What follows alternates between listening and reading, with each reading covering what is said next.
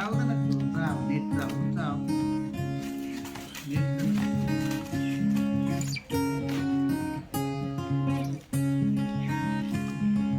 শুভ সকাল বন্ধুরা, কেমন আছো তোমরা? আশা করি তোমরা সবাই অনেক ভালো আছো, সুস্থ আছো। আমরা ভালো আছি। চলে আসলাম আর একটা নতুন ভিডিও নিয়ে। আজকে হলো মঙ্গলবার, তো বাচ্চাদের তো স্কুলে খেলা হচ্ছে, বাচ্চারা স্কুলে যাবে না, সেই জন্য একটু বেলার দিকে ঘুম থেকে ওঠা হচ্ছে 2-3 দিন ধরে।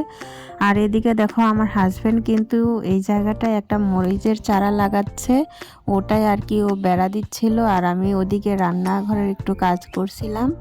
তো বারবার ডাকছিলাম, বললাম যে আমি যেতে পারবো না এখন, তুমিই করো, আমি একটু মানে কাজগুলো এগিয়ে নিই, রান্নাবান্না করতে হবে। তো একা একাই করছিল। তো এদিকে আমি ভাত বসিয়ে দিচ্ছিলাম। তো যাই হোক, ও মানে কোথায় ওই লাঠিগুলো মানে গাড়বে বুঝতে পারছিল না, মানে চতুর্দিকেই পাকা, তো অল্প একটু জায়গার মধ্যে আমি বললাম যে ওইদিকে চারাটা লাগিও না। ও বললো যে না, এদিকে লাগাই দেখি যদি একটু ভালো হয়, একটা গাছ যদি একটা জায়গায় লাগানো যায় তাহলে ভালো হয়, মানে অনেক গাছ থাকলে নাকি গাছে ফল কম ধরে, এরকম করে বলছিল। আর অনেক তো ছাগল আসে, সেই জন্য ওই যে বেড়াটা তো দিতেই হবে। তো যাই হোক, ওদিকে ও কাজ করে চলে আসলো, আর আমি ওদিকে ভাত বসিয়ে দিয়ে আসলাম মূলোর শাকগুলো কেটে নিতে। মূলোর শাক ভাজা করব আর মূলোর তরকারি করব। এগুলো কালকে রাত্রের বেলা বাজার করে এনেছিল। তো শাকগুলো যদি রেখে দিই তাহলে তো নষ্ট হয়ে যাবে, যেহেতু আমাদের কোনো ফ্রিজ নেই। সেই জন্য বাইরে কুয়াশার মধ্যে রেখে দিয়েছিলাম। সকাল সকালে ভাবলাম যে এইগুলোই আর কি ভাজা করে নেই, ভালো লাগবে। আমি গরম গরম ভাতের সাথে এই শাক ভাজা খেতে ভীষণ ভালোবাসি। তো ওই যে দুজনে এখন গল্প করছি আর কাজগুলো করে নিচ্ছি।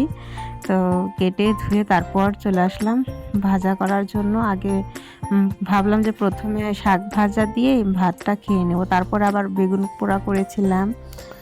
তো ওদিকে তো হাজব্যান্ড রোদের মধ্যে বসে বসে ফোন ঘাঁটছিল, আর এদিকে আমি এইসব আর কি করে নিচ্ছিলাম। আর মেয়ে কিন্তু খেলছিল, মানে ওরা 3 ভাই বোন একসাথে বাইরে খেলা করছিল, আর আমি আমার হাজব্যান্ডের সাথে গল্প করছিলাম আর রান্নাগুলো করে নিচ্ছিলাম। ভাত কিন্তু হয়ে গেছে, এখন এই যে একটু চালা দিয়ে নিচ্ছি। এই বাঁশের এটাকে কি বলে জানি না, তোমরা কি বলো। তো ওইটা বাঁশ দিয়ে কিন্তু বানানো হয়েছে। আমরা তো ফ্যান গালিয়ে ভাত খাই না, আমরা এমনি ডাইরেক্টলি রান্না করেই খাই, মানে পানিটা শুকিয়ে যায় তারপরেই কিন্তু ভাতটা হয়ে যায় আমাদের।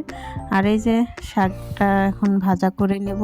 তেল দিয়ে দিলাম, কাঁচা লঙ্কা, পেঁয়াজ কুচি আর রসুন কুচি দিয়ে এটা ভালো করে আর কি একটু ভাজা ভাজা করে তারপরে এটা নামিয়ে নেব। তোমাদের সাথে একটা কথা শেয়ার করব। তো দেখো, জীবনে সুখে থাকতে কি শুধু টাকারই প্রয়োজন, নাকি শুধু ভালোবাসা হলেই সুখে থাকা যায়, নাকি দুটারই প্রয়োজন বলো তো তোমরা?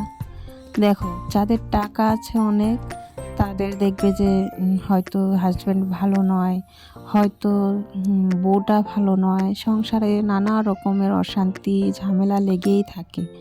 আবার কত সংসার এরকম আছে যাদের মানে বেশি টাকা পয়সা নেই, কিন্তু তাও মানে কি 2 টাইম সেদ্ধ ভাত খেয়েও কিন্তু অনেকটা সুখে থাকা যায়। হ্যাঁ, টাকারও প্রয়োজন জীবনে। জীবনে এই নয় যে টাকা ছাড়াই চলে যাবে, না, সেরকম কিন্তু নয়। আমরা মধ্যবিত্ত পরিবার, আমরা বুঝি টাকার কি জ্বালা, কীরকম মানে ভোগান্তিতে পড়তে হয় মাঝে মাঝে আমাদেরকে। তো আমরা কিন্তু অনেকেই মানে কমেন্ট করে, আমরা কি সব সময় শুটকি মাছই খাই, আমরা কি শুধু মানে কি নিরামিষই খাই, কিন্তু না গো, যখন যেরকম পরিস্থিতি সেরকমই আর কি খাওয়ার চেষ্টা করি। আমাদেরও না ইচ্ছে হয় বাচ্চাদেরকে একটু ভালো মন্দ এনে খাওয়াতে, বাচ্চারা যা চায় তাই মানে কিনে দিতে, কিন্তু সব সময় সম্ভব হয় না গো, সব সময় মানে দিতে পারি না। কিন্তু বাচ্চারা হয়তো ভাবে যে বাচ্চাদেরই কষ্ট হয়, কিন্তু আমরা যে দিতে পারি না আমাদেরও কিন্তু অনেকটাই কষ্ট হয়। কিন্তু কি করব বলো তো? কিন্তু কিচ্ছু করার কিছুই নেই। যে যা মানে উপরওয়ালা যাকে যেভাবে রেখে খুশি সেভাবে আমরাও খুশি। কিন্তু হ্যাঁ, টাকা পয়সা যে নেই তাই বলে যে মানে আমরা দুঃখী, মানে দুঃখে থাকি তা কিন্তু নয়। হয়তো মানে 3 টাইম হয়তো মাছ মাংস খেতে পারি না, কিন্তু এই যে জীবনসাথীটা যে পেয়েছি এটাই অনেক। এটা মানে কি উপরওয়ালার কাছে হাজারবার শুকরিয়া করি যে এরকম একটা মানুষ মানে জীবনে পেয়েছিলাম। কম খাই কম পরি কিন্তু অনেকটা সুখে শান্তিতে আছি। তার কারণ মানে কোনো সময় মানে কোনো খারাপভাবে কথা বলে না। হ্যাঁ, ঝামেলা তো সব সংসারেই হয়, ওরকম ধরো দু এক কথা আমাদের মাঝেও হয়, সেরকম মানে এরকম না যে কোনো সময়ই হয় না, হয়, কিন্তু আমাদের মধ্যে কি বলতো ওই সময় আর কি ঠিকঠাক হয়ে যায়। 2 কথা হলো মানে একটু ঝামেলা হলো, 5-10 মিনিটের মধ্যে আমার হাজব্যান্ড হয়তো কথা বলে, কিন্তু হ্যাঁ আমি মানে একটু রাগটা একটু বেশি করি, কিন্তু আমার হাজব্যান্ড কি করে ও মানে একটুতেই মানে ভুলে যায়। ও যদি দেখলো আমার রাগ উঠেছে কি রাগ করে আছি, তাহলে ভাত দাও, পানি দাও, এটা আনো সেটা আনো, এটা করেছো ওটা করেছো, মানে ও যেচে কথা বলবে, আমাকে দিয়েও ও কথা বলাবে। তো যাই হোক, এরকম করেই মানে আমাদের সংসারটা পার হচ্ছে। আর টাকা পয়সা নাই বলে যে আমরা দুঃখী তা কিন্তু নাই, আমরাও অনেকটা খুশি, অনেকটা সুখে আছি আমরা। সব সময় যে মানে টাকা পয়সায় সুখ এনে দেয় তা কিন্তু নয়, তাই না? অনেকেই মানে কমেন্ট করে তোমরা কি মানে সব সময় এরকমই খাবার খাও, কোনো সময় দেখি না মাছ মাংস সেই 15 দিন 20 দিন পর পর মাংস আনো মাছ আনো। হ্যাঁ গো, আমরা মানে এরকম করে যে খাই মানে পরিস্থিতিতে আর কি বাধ্য হয়ে। বাচ্চাদের আগে মানে কি মানে সত্যি কথা বলতে আমাদের কিন্তু আগে এরকম পরিস্থিতি একদমই ছিল না। আমরা অনেকটাই ভালো ছিলাম, অনেক মানে আমি আমার এই নিজের হাতে অনেক টাকা পয়সা মানে রেখেছি, হাজব্যান্ডকে দিয়েছি, অনেক সাহায্য করেছি অনেককেই, কিন্তু ওই যে পরিস্থিতিতে বাধ্য, মানুষের সময় সব সময় এক যায় না। এখন হয়তো সুখী, কিছুদিন পর হয়তো দুঃখেও পড়তে পারি, আবার হয়তো এখন দুঃখে আছি, কিছুদিন পর হয়তো সুখের মুখ দেখতে পারবো। তো সব জিনিসই এরকম, আগে এরকম পরিস্থিতি ছিল না, এখন মানে অনেকটাই খরচা বেড়ে গেছে। 3টে বাচ্চা, মোট 5 জন লোক, তাদের বাচ্চাদের ওষুধ পানি লাগে, তারপরে স্কুল খরচা, তারপরে কাজও নেই সেরকমভাবে, মানে অনেক টাকা লোন নেওয়া হয়েছে। তো অনেক সব কিছু মিলিয়েই কিন্তু অনেকটা হিসেব করে চলতে হয়। আর বাচ্চাদের আবদার যখন মেটাতে না পারি না, তখন কিন্তু অনেকটাই কষ্ট হয়, কিন্তু কি আর করব, কিচ্ছু করার নেই। দেখি আমিও তো মানে এই ইউটিউবে এসেছি, মানে সোশ্যাল মিডিয়ায় এসেছি একটু মানে যাতে আমার সংসারের একটু হেল্প হয়, সেই জন্যেই কিন্তু এসেছি। তোমরা যদি আমাকে সাপোর্ট করো তাহলে কিন্তু আমি অনেক দূর পর্যন্ত এগিয়ে যেতে পারবো। আর আমার অত মানে কিছুর দরকার নেই, শুধু আমার সংসারে যদি কিছু টাকা দিতে পারি আমি তাতেই খুশি, যাতে আমার হাজব্যান্ডকে একটু হেল্প করতে পারি, আমি সেটাই চাই, যাতে দুজনেই যেন রোজগার করে সংসারটা বাচ্চা টাচ্চা নিয়ে একটু ভালোভাবে চলতে পারি, বাঁচতে পারি, তাই নয় কি?